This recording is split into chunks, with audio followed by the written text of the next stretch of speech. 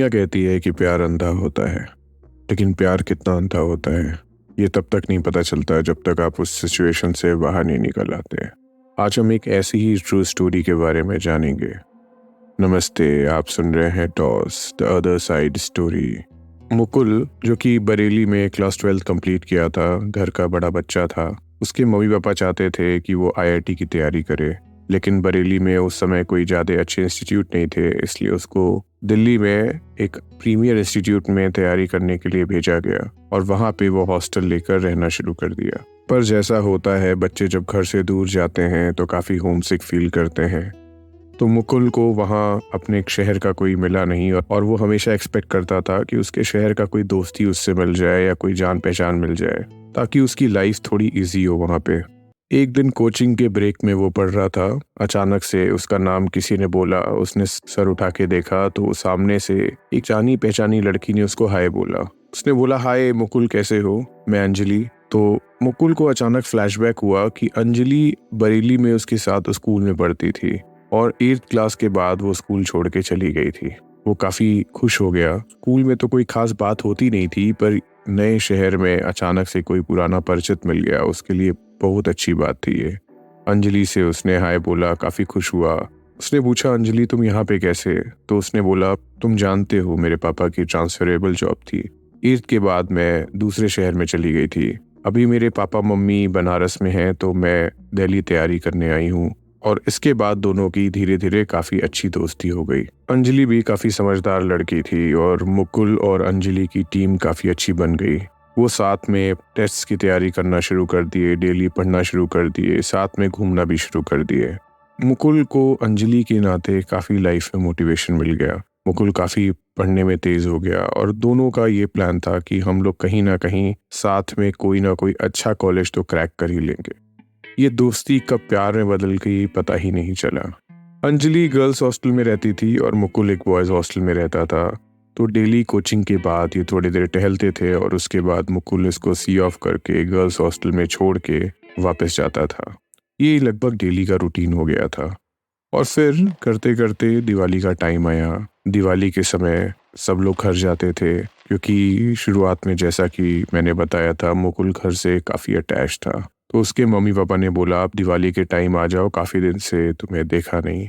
लेकिन अंजलि के हिसाब से उसके पापा मम्मी कहीं चले गए थे, इसलिए वो घर नहीं गई। उसने बोला कि मुझे तुम्हारे साथ यहाँ पे अच्छा लग रहा है, हम लोग दिवाली के दिन भी दिल्ली एक्सप्लोर करेंगे। इसी नाते मुकुल ने भी अपने घर में कोई बहाना बना लिया और वो वहाँ रुक गया, क्योंकि दिवाली के समय यूजुअली पूरा हॉस्टल खाली रहता है, इसलिए वो लोग काफ़ी देर हॉस्टल के बाहर बात कर रहे थे। और बात करने के बाद जब मुकुल उठा अपने हॉस्टल जाने के लिए, तो अंजलि ने बोला, देखो मेरे हॉस्टल में कोई है नहीं, let's spend this night together. उस उम्र में हार्मोनल रश इतना ज़्यादा था कि जो नहीं होना चाहिए था वो इन लोगों के बीच में हो जाता है। उस दिन के बाद अंजलि और मुकुल के इक्वेशंस में चेंज आ गया था, शायद पहली बार हुआ होगा। अंजलि काफ़ी उखड़ी उखड़ी सी रहने लग गई। उसको काफ़ी ग्लानि हुआ इस पूरे इंसिडेंट के बाद। मुकुल के साथ भी वही चीज़ था। कुछ दिन बाद वो देखा कि अंजलि कोचिंग आना बंद कर गई है। वो कोचिंग के बाद अंजलि के हॉस्टल में जाता है और किसी से उसको बुलाने को कहता है। अंजलि आती है और अंजलि को देखकर लगता है कि अंजलि का रो के बुरा हाल है। उसने पूछा तो अंजलि ने बोला कि मैंने अपना पीरियड स्किप कर दिया है, जो चीज़ नहीं होनी चाहिए थी, उसका काफ़ी डर है। ये सुन के मुकुल भी काफ़ी स्ट्रेस में आ गया, क्योंकि दोनों की उम्र भी कम थी, समझ में आ भी नहीं रहा था। तो मुकुल ने बोला, अंजलि अब मुझे तो कुछ समझ में नहीं आ रहा है, तुमको क्या करना चाहिए, क्योंकि हम दोनों के लिए ये शहर नया है। तुम अपने घर चले जाओ, देखो वहाँ पे क्या हो सकता है। अंजलि ने बोला, ऐसा मत करो, हम लोग एक डॉक्टर के पास चलते हैं। लेकिन मुकुल काफ़ी शॉक्ड में था। वो बोला, ऐसा होगा अगर मेरे घर में कुछ पता चला या कुछ भी हो तो मैं कुछ संभाल नहीं पाऊंगा। वो ये बोल के वहाँ से निकल गया। लास्ट टाइम जब वो जा रहा था तो उसको एहसास हुआ कि अंजलि पीछे से देख रही है, पर वो वापस मुड़ा नहीं, क्योंकि उस समय उसको ये रियलाइज़ हो गया था कि कुछ कर नहीं सकता है। उसके बाद अंजलि कोचिंग आना पूरी तरीके से बंद हो गई। एक हफ्ते बाद कोचिंग के बाद गर्ल्स हॉस्टल में गया तो उसे पता लगा कि अंजलि छोड़ के जा चुकी है। उसके पापा का ट्रांसफ़र कहाँ हुआ था या उसके घर का एड्रेस कुछ था नहीं। उस समय कोई कांटेक्ट का कोई तरीका भी नहीं हुआ करता था, इसलिए मुकुल कुछ ना कर पाने की स्थिति में था और वो काफ़ी दिन डिप्रेशन में चला गया। मुकुल भी उस कोचिंग को छोड़ के जनवरी के आसपास अपने घर आ गया। घर आके उसने अपनी मम्मी को सब बातें बताई और मम्मी से बोला, मम्मी मैं समझ में नहीं आ रहा है क्या करूं। तो उसकी माँ ने बोला, जो होना था हो गया, तुम्हारा करियर अभी फ़िलहाल प्रायोरिटी में है, तो जितना समय बचा है मेहनत से पढ़ाई करके कोई भी अच्छा एग्ज़ाम निकाल लो। मुकुल बचे कुछ टाइम में पढ़ के एग्ज़ाम्स देता है और एक अच्छी गवर्नमेंट इंजीनियरिंग कॉलेज में उसका एडमिशन हो जाता है। कॉलेज में जाता है तो कॉलेज की अलग लाइफ रहती है और वहाँ पे जाके नए दोस्त बनाता है और उसकी कुछ दिन में एक नई गर्लफ्रेंड भी बन जाती है। अंजलि के बारे में कभी कभी रह रहकर उसको याद आता था और उसको लगता था कि कहाँ होगी, किस स्थिति में होगी, और अंदर से हमेशा इस चीज़ की ग्लानि रहती थी कि वो चाह कर भी कुछ नहीं कर पाया। अब मुकुल इंजीनियरिंग के थर्ड ईयर में पहुंच गया था। कॉलेज के प्रोजेक्ट्स में काफ़ी उसका समय बीतता था और इसी समय इंडिया में लगभग इंटरनेट धीरे धीरे काफ़ी पॉपुलर होना शुरू हो गया था। इंडिया में एक सोशल मीडिया साइट ऑर्कुट भी आ गई थी। बच्चे अपने पुराने सहपाठियों को ढूंढना शुरू कर दिए थे और ऑर्कुट पे काफ़ी कम्युनिटीज़ बन गई थी। मुकुल भी ऑर्कुट पे था। उसने कोशिश किया अंजलि को ढूंढने को, लेकिन अंजलि उसको कहीं मिली नहीं, क्योंकि उसको उसका नया शहर भी नहीं पता था, इसलिए वो जानता नहीं था कि और किस प्रकार से ढूंढे। एक दिन सवेरे देखता है कि उसको एक फ्रेंड रिक्वेस्ट आई रहती है। तो उसने देखा कि वो फ्रेंड रिक्वेस्ट अंजलि नाम की किसी लड़की की थी और उसका डीपी नहीं था। वो काफ़ी बेचैन हो गया। उसने जैसे ही एक्सेप्ट किया और उसको मैसेज भेजा कि hi, are you Anjali who met me in Delhi, तुरंत वहाँ से रिप्लाई आया, हाय मुकुल, तुम कैसे हो, it has been long time. और धीरे धीरे करते उन लोग की बातें चैटिंग होते होते खूब बढ़ने लगीं। तब तक मोबाइल फ़ोन्स भी बच्चों के पास आ गए थे। उन लोगों ने तुरंत नंबर एक्सचेंज किया और उसने बात किया। उसने पूछा कि अंजलि तुम कहाँ चली गई थी, कैसे थी, मुझे कुछ समझ में नहीं आया, I am really sorry. Anjali ने बोला, देखो जो बात थी वो हो गई, उसमें कुछ किया भी नहीं जा सकता। और फिर वो डेली बात करना शुरू कर दिए। मिनटों की बात कब घंटों में बदल गई पता ही नहीं चला। और अंजलि ये कहती थी, क्योंकि तुम जानते हो मेरा घर स्ट्रिक्ट है, इसलिए मेरा फ़ोन यूजुअली स्विच ऑफ रहा करेगा। तुम कॉलेज में रहते हो, मैं अपने टाइम पे तुम्हें फ़ोन कर दिया करूँगी। यूजुअली अंजलि रात में ही कॉल करती थी। अंजलि एक नॉर्मल प्राइवेट कॉलेज से ग्रेजुएशन करना शुरू कर दी थी। उसके बाद उसके लाइफ में काफ़ी चेंज आया था, लेकिन इस बार उसने अपना एड्रेस भी दिया। उसने बताया, मैं आगरा आ गई हूँ, मेरे पापा की पोस्टिंग यहाँ हो गई है। एक दिन अंजलि और मुकुल रात में फ़ोन पे बात कर रहे थे। तब तक बर्तन गिरने की आवाज़ आई अंजलि के साइड से।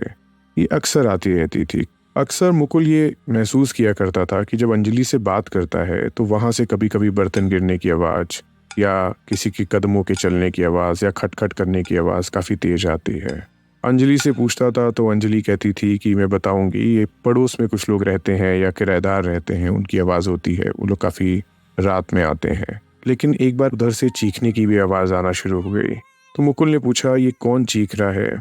तो अंजलि ने बोला कि मैं, एक कहानी है वो मैं तुम्हें बताऊंगी। हुआ ये कि हम लोग का घर जहाँ पे बना है वो एक काफ़ी हॉन्टेड प्लेस पे बना है। बोला जाता है कि जब यहाँ पे कॉलोनीज नहीं थी, बस ज़मीन थी, तो किसी एक लड़की को उसके माँ बाप ने यहाँ मार के गाड़ दिया था। ये एरिया शहर से काफ़ी दूर था। फिर उसके बाद यहाँ कॉलोनी बसी। जब हम लोग नए नए इस घर में आए थे तो अक्सर खटपट खटपट सुनाई देता था। तो एक दिन एक पंडित जी को बुलाया गया। उन्होंने बताया कि पहले यहाँ पे एक औरत और एक छोटे बच्चे का भूत रहता है। वो औरत जिसके पेट में बच्चा था, उसको मार के यहाँ गाड़ दिया गया था। उसके बाद उस औरत का भूत और उसके पेट में पल रहे बच्चे का भूत, दोनों इस घर में ऊपर नीचे परेशान करते रहते हैं। काफ़ी हवन, काफ़ी पूजा कराई गई, पर कुछ हुआ नहीं। इसलिए हम लोगों ने इसको वास्तविकता मान ली है। ये सुन के मुकुल काफ़ी डर गया था। उसने उम्मीद नहीं की थी और वो काफ़ी कूलली बता रही थी।